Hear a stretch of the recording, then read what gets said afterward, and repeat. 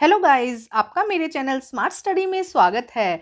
आज हम राज्य शैक्षिक अनुसंधान एवं प्रशिक्षण परिषद के द्वारा दी जाने वाली गतिविधि पत्रक नंबर 30 करेंगे, जो कि क्लास 6 टू 8 की है। ये अभी पठन अभियान चल रहा है आप लोगों का, और जो एक्टिविटी शीट दी जा रही है वो 6 टू 8 है, मतलब कि वो 6 क्लास, 7th क्लास और 8th क्लास के लिए कॉमन है। सभी 6, 7th, 8th के बच्चे इस वर्कशीट्स को करेंगे। ये वर्कशीट, आज की जो वर्कशीट है उसका सब्जेक्ट है गणित। तो आप अपनी गणित की नोटबुक में इस वर्कशीट को करेंगे। ये वर्कशीट जो है ये 22 फरवरी 2022 की है। तो आज की वर्कशीट को आप बहुत ही इंटरेस्ट के साथ करेंगे, और बहुत ही गेम दिया गया है आज की वर्कशीट में ना, तो हम इसे इंटरेस्ट के साथ में करेंगे। आज की वर्कशीट में हम जानेंगे परिमाप क्या है। तो आइए देखते हैं आज की वर्कशीट। कुछ दोस्त बगीचे में खेल रहे थे, तभी रितु को वर्गाकार बगीचे के चारों ओर चक्कर लगाता सांप दिखाई दिया। तो देखो, अब हम जो वर्कशीट कर रहे हैं इसके साथ साथ में आपको रीडिंग भी करनी है। ये बात मैं हर बार आपको बताती हूँ कि आपको साथ साथ में रीडिंग भी करनी है, और वर्कशीट को सॉल्व करते हुए, रीडिंग करते हुए वीडियो अपने टीचर को सेंड करने हैं। तो देखते हैं आज की वर्कशीट में क्या कहा गया है कि कुछ बच्चे बगीचे में खेल रहे थे। वहां पर एक क्या था, वर्गाकार इस तरह का पारक था। वर्गाकार क्या होता है, जिसकी चारों भुजाएं क्या होती है, बराबर होती है। अगर ये 5 है तो ये भी 5 होगी और ये भी 5 होगी। इस तरह से चारों भुजाएं क्या हो, बराबर हो, उसे वर्गाकार बगीचा, ये वर्गाकार कहेंगे उसे। तो बगीचा कैसा था, वर्गाकार था। और वहां पे उसे एक सांप दिखाई दिया। वह अपने दोस्तों के साथ बातचीत में निम्न प्रकार से करती थी, मतलब उसने क्या क्या लोगों को किस तरह से बताया। देखो रितु अब क्या कहती है, देखो रितु ने क्या कहा, वह देखो स्नेक। अब मनु क्या कहते हैं, नहीं यह स्नेक नहीं बल्कि सरप है। अब पिंकी क्या कहते हैं, मुझे लगता है यह सांप है। कुंदन क्या कहता है, मुझे लगता है यह सर्प है। जीत, यह सप है। रहीम क्या कहता है, यह सांप है। प्रिया, बहस मत करो, हम अपनी अध्यापिका से पूछते हैं। तो देखो, सबने, था तो सिर्फ एक ही सांप, लेकिन सबने अलग अलग नाम लिए इसके, है ना। देखो ध्यान से सुनो, आगे क्या कहते हैं। अध्यापिका कहती है कि आप सभी सही हो, सांप को अलग अलग भाषाओं में अलग अलग नाम से पुकारा जाता है। जैसे कि हम पढ़ रहे हैं ना अभी मातृभाषा, जैसे पिछली वर्कशीट में भी हमने देखा मातृभाषा, वैसे यहाँ पे भी क्या है, सांप को अलग अलग लैंग्वेज में, मतलब किसी भी चीज को हम अलग अलग लैंग्वेज में उसके अलग अलग नाम से पुकारते हैं। ऐसे ही सांप को भी क्या है, अलग अलग लैंग्वेज में अलग अलग नाम से पुकारा जाता है। जैसे कि सांप हम हिंदी में कहते हैं, हिंदी में अगर इस तरह का हमें कुछ दिखाई देगा जानवर तो हम उसका क्या कहेंगे, सांप कहेंगे। लेकिन संस्कृत में क्या कहा जाता है, सर्प कहा जाता है। अंग्रेजी में क्या कहते हैं, स्नेक कहते हैं। पंजाबी में क्या कहते हैं, सप कहते हैं। भोजपुरी में सरफ कहते हैं। और उर्दू में क्या कहते हैं, सांप कहते हैं। देखो, लैंग्वेज क्या है, अलग अलग है, लेकिन मीनिंग क्या है, सबका सेम है। तो आज हमने एक चीज और सीखी कि अलग अलग लैंग्वेज में एक ही चीज को हम अलग अलग शब्दों से पुकारते हैं। अब देखो आगे क्या कहा गया है। हम आमतौर पर अलग अलग भाषाओं का उपयोग करते हैं।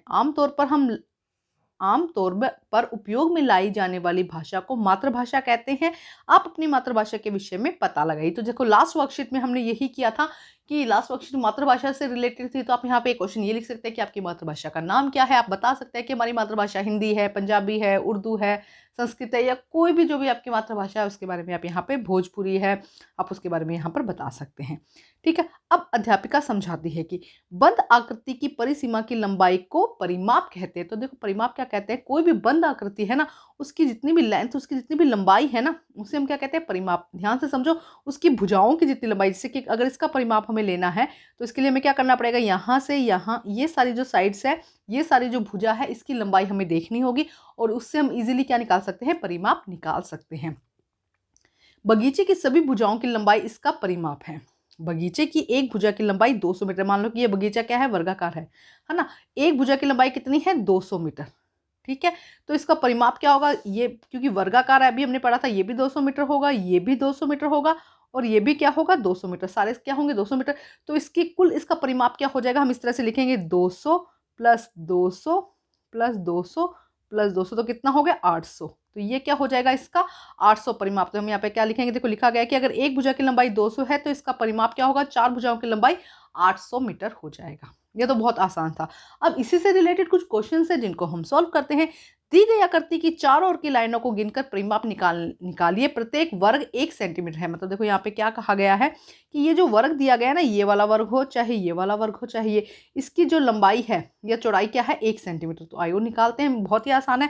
फर्स्ट हम इसका निकालते हैं। देखो, हम इस पे यहाँ पे लिख देते हैं नंबर 1। तो किस तरह से निकालेंगे, हम यहाँ पे काउंट करते हैं। देखो 1, एक की इसकी लंबाई होगी, 2, 3 4, तो ये कितना हो गया टोटल 4। अब यहाँ से देखो 1 2 3, ये कितना हो गया 3, 1 2 3 4, ये भी हो गया 4, 1 2 3, ये भी कितना हो गया 3। तो हम इसको किस तरह से निकालेंगे, देखो ध्यान से निकालो।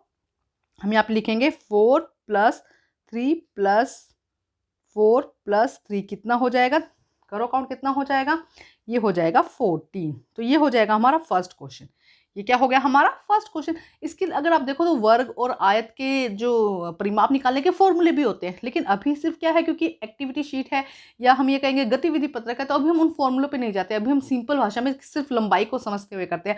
और मुझे लगता है कि आपको फॉर्मूले भी ज़रूर आते होंगे, लेकिन एक्टिविटी जो शीट है उसके अकॉर्डिंग सिर्फ हम क्या कर रहे हैं, लाइनों को काउंट करके ही हम क्या करेंगे, इनकी जो दिया गया है परिमाप निकालेंगे। अब सेकंड देखो, सेकंड में क्या है, ये फर्स्ट क्वेश्चन था, अब ये है सेकंड क्वेश्चन।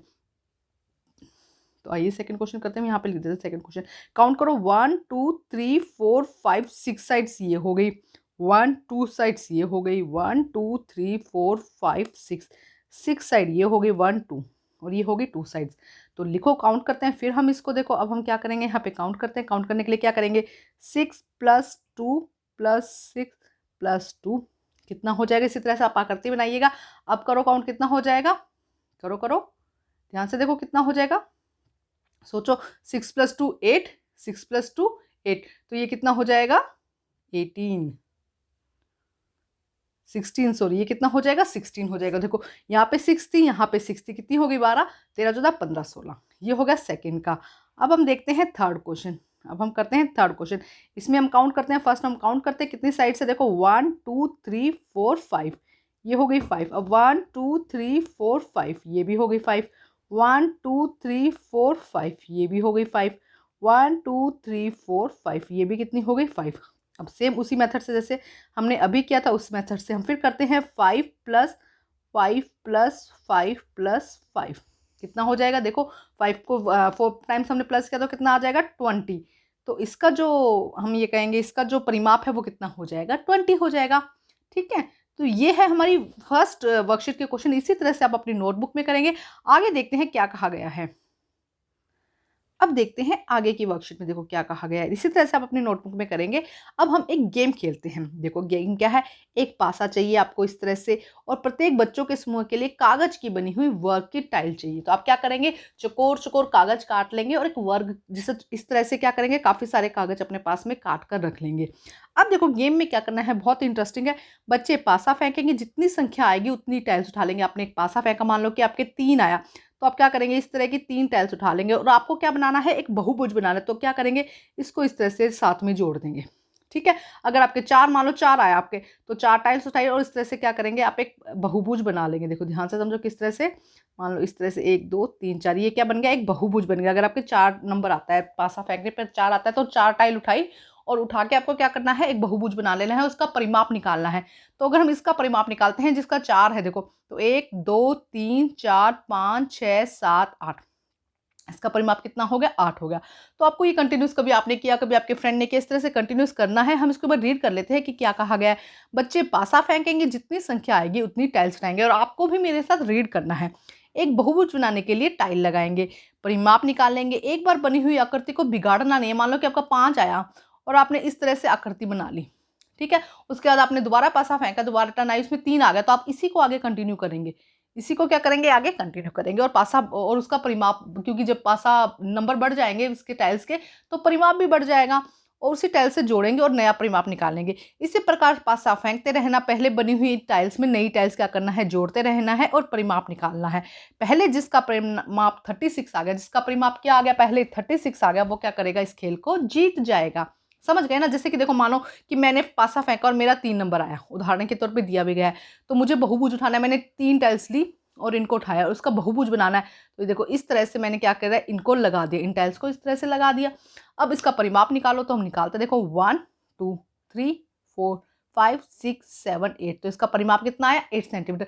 अगर 4 आता तो हम एक और ऐड कर देते, फिर देखो कितना आता 1 2 3 4 5 6 7 8, अभी भी कितना आ रहा है 8। अब यहाँ पे एक और ऐड हो जाएगा तो कितना होगा 9 10 11 आ जाएगा। फिर तो धीरे धीरे जब 36 जिसका पहले आ जाएगा वो क्या होगा, जीत जाएगा।